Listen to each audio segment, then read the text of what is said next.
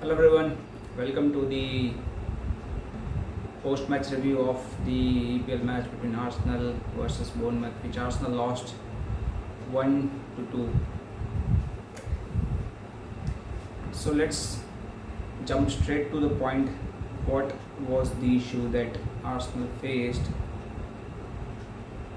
And we have seen this again and again, and it's like, see, the problem was not that we lost, and the problem was also not that we played. I don't know, man. It was a good Bournemouth side, but we should have handled it. We did have injuries. That was thing. Like it's good that Arteta is not crying about it, but I guess he would have mentioned in his press, but I don't think so. I don't know. I think I see the problem, and it's not injuries. It's what we all know. What the problem is. The problem is that our performance was nowhere near good enough, and that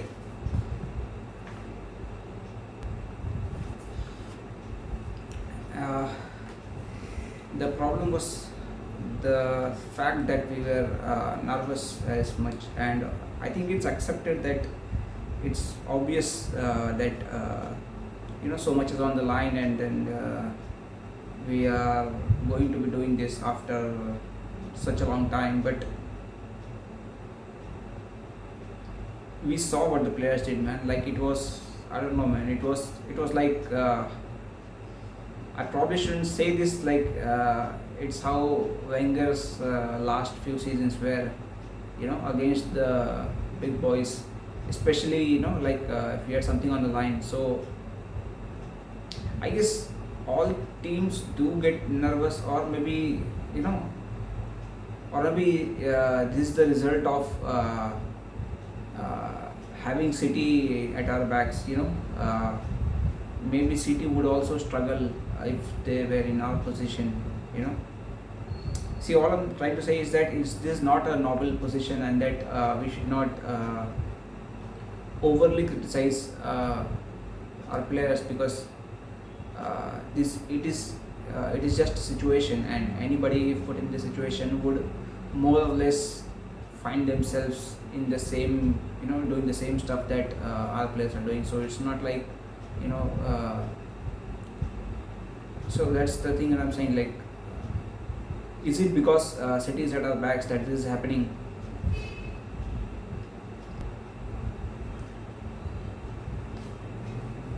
Because I can be sure, like this is not the trying to win a trophy, and then because we know for sure if this is the way we play, then like there is no chance, right? Like, there is no chance, and we know we play better. Like, it was a changed team, of course. Like, the fullbacks were changed, and like they have no rhythm, no continuation of match time, game time. So like. I mean, it was just horrible to watch, man. Just horrible. Like what was that, man? What was that? Miles Lewis Kelly is like falling again and again and again. Like, okay, like he was such a good player, man, and it's like it's crazy, man. Ben White, he too was like I won't say good. Saliba was okay, there are like one or two players that we could say like did well, but I'll also criticize them in another way at the end of the video. So Rice was good. Gabriel Magalhaes, our centre back, was good. But apart from that, man, almost everyone, man. Victor was also good, I would say.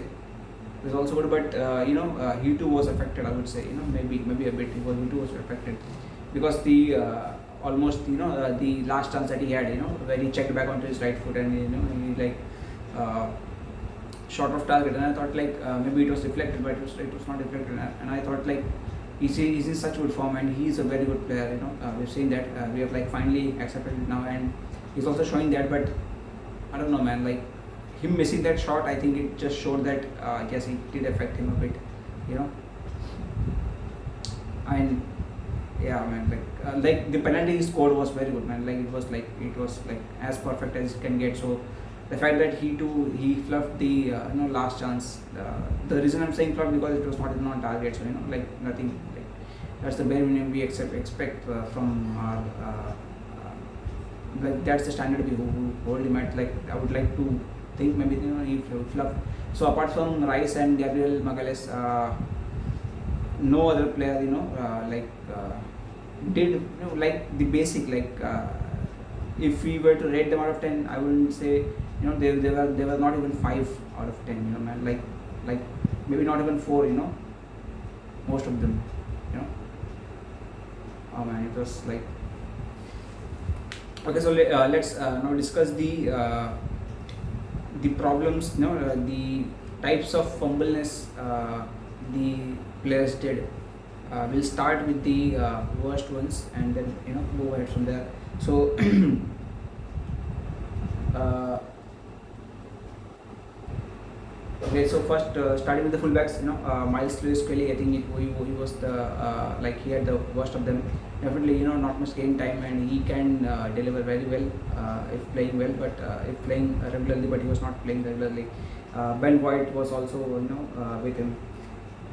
Yeah, and then I think Madueke was also somewhat in some moments I think Madueke was good, but mostly what they were doing, like they were like mistiming their jumps for the headers and all, and it's like like you can't miss. Like how do you misjudge, man? How do you misjudge? Like it was pure nerves. It was pure nerves. Zubimendi was like, oh my god, like no man, no, nowhere near the level. And they all suffered from the same issue, nerves. And Havertz, Martinelli also, like like he was like almost anonymous from the game, and okay, I felt like he should have started Trossard, because Trossard always does well when we are setting up the game. In the initial stages of the game, we don't go like bang. We are like setting up the paces, and that's where Trossard shines, because he is like a very composed player. So I think, I don't know, man. Just my 2 bites. I thought Trossard should have started, and then Martinelli for the finish. He always finishes well, man. And like players are tired and stuff, so he has that going for him. So, but I don't know. And like the most shockers of the one, the one where Raya, just he flicked the ball from the outside of his foot. Evan Nilsson, just missed it, and it was like the casualness of that thing that he did, man. Like it was crazy. Like oh my god, that was just crazy. Like that was, I think that was like like pure nerves. Like oh, I don't give a fuck, man. Like shit, man. Like there was not the pass of a player who wants to like who wants to win. Like that's like I don't know, man. Like don't put the blame on me or something like that. Like it was, oh my god, it was so careless. It was like these are the problems of our players. And we did attack good when we did attack. Madueke was good. He was good. He was good. Havertz had a good header. Almost a free header that on any other day he might have scored. So this was not a game where we could say like if he had scored earlier, we would have got over the line. I think that's what we have been doing all season, but we should realize that there was something that we did the whole match, which is keeping the ball well, moving it well, like being secure at the back. That was missing here, and I think it was so that Bournemouth were pressing high, so that was the reason Arsenal could not be secure at the back, and like that did affect like wanting to win a match, and not doing the only thing that you've been doing all season. Even with the changed team, I think only the fullbacks were changed, if you're going to be fair with ourselves. But I think fullbacks are also a major part of our I don't know, man. Like Lewis Kelly, Ben White. It was bad, man. It was bad. The first basic thing that we did all the whole season, that only thing was missing. So the team like had nothing to go on to. When you go into match, certain things are forgiven. You're like, okay, our keeper is good, our defense is good. Okay, or like our striker is good. We just have to get the ball to him and he'll score. Something like that. So you have a given for yourself, and Arsenal did have a few givens for them going on for this season, and it was the build-up phase. But for this match, the build-up phase just didn't arrive. It like they were like nervous as hell, and there were a few players carrying it forward, like Rice and Gabriel, but the others, like, no, man, like they just, I don't know, it just didn't happen, man. Like they were like all over the place, man, and it just,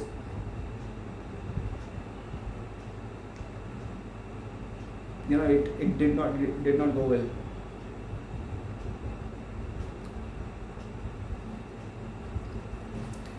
Apart from missed jumps, there were quite of missed passes as well. Missed passes. Uh, Outside of the outside line. Like there's a lot many things. Uh, yes, there were injuries as well that could be attributed to it.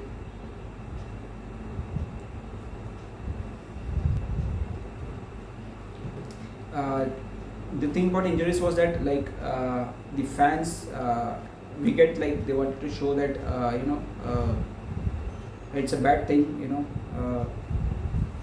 We had so many injuries, and all the critical players are out. So like there is no Saka, there is no Odegaard, there is no Marino, there is no Nketiah. Like Nketiah he was like constant for the whole season. And the right back as well. I think Ben White did play a few. So there's that. Like our defense is our main thing. So I think we did miss them.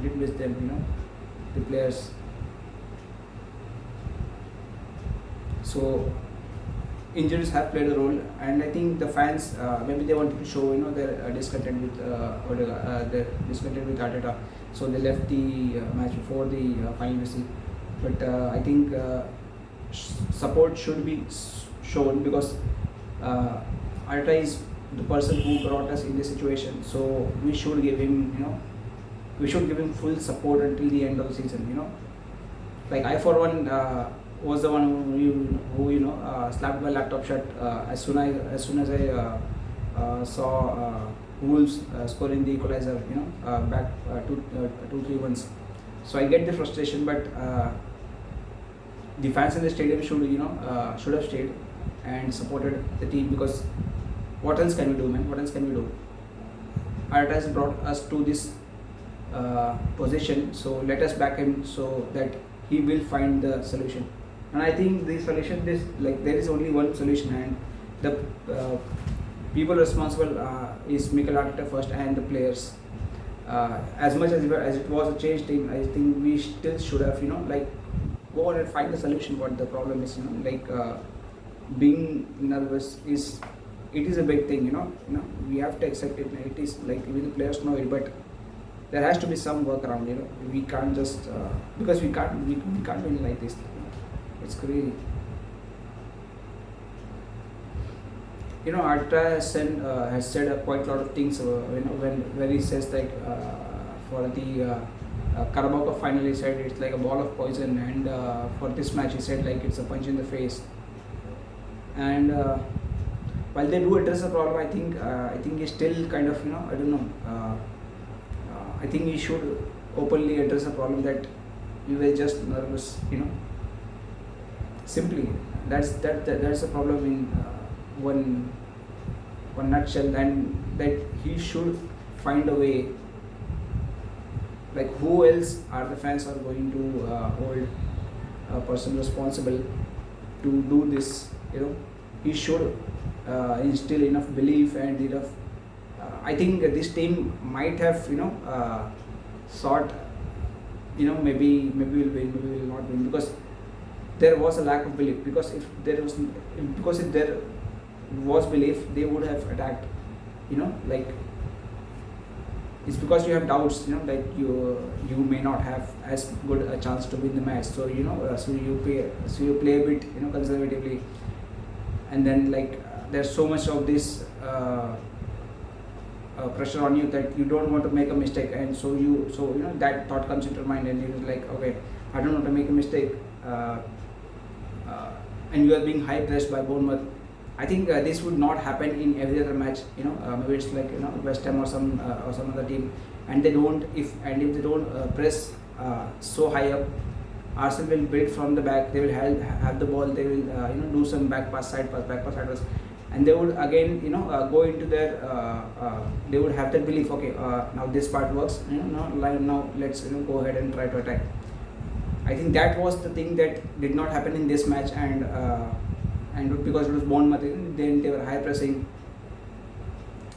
I think that was the thing that we missed. But Arteta should find this solution for this. Like, that's the only solution. Like that was the only thing that was bad in this match. I think no one would have complained. If we'd have like go, try to score the equalizer. Like, even after we went 2-1 down, we just could not see from where we're going to score. Like, there is no central figure. Okay, this is going to give us this, because when it comes to when it's going to be like okay, we want a goal, we don't know from where it's going to come. So, and even if that's okay, but still we did not attack, because oh my god, so bad, man, so bad. So what we can look for in next match, I think in next match, if we perform anything like this, we have lost the league there and there itself, man. Like, I think the next match is City, obviously. I think next match is City, yeah. After the Champions League, maybe I don't know, man. Let it be.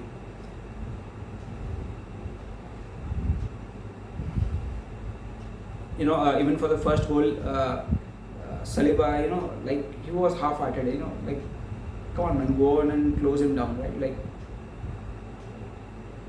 maybe, I don't know. Maybe just.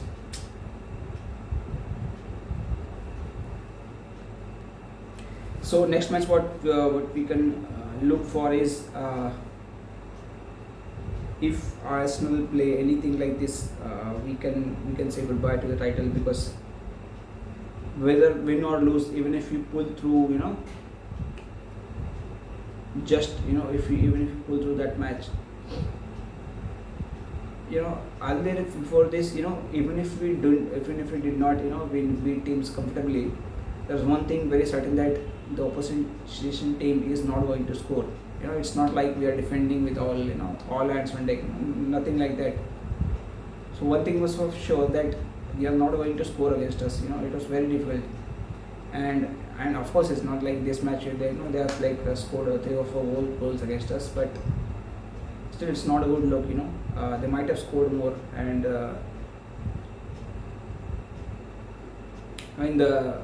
that's the whole thing, man. Like, the performance was just not there, and it's not, man. It's not. Like, we have a lot of good players in this team, right? Like, a lot of these players are captains for their national teams. I think Rice is also captain for England, I guess. Havertz is for Germany. I think Gyökeres is also a captain. I think we are missing our leaders. We are missing our leaders in this team. And then we know Timber was a captain. Saka was a captain. Odegaard was a captain. Marino also captain. So we are missing some big names here. Not just this was not at all a match where we lack quality. I think we have enough more than quality in our team to win. But it's the leadership that is missing. I think it should start with Arteta first, and let's see what happens in our next game. It's City away, so let's look at that. Hope for the best, man. Hope for the best. I believe Arteta will pull through this. I have to, man. What other choice do we have? On to the next one. Come on, you guys.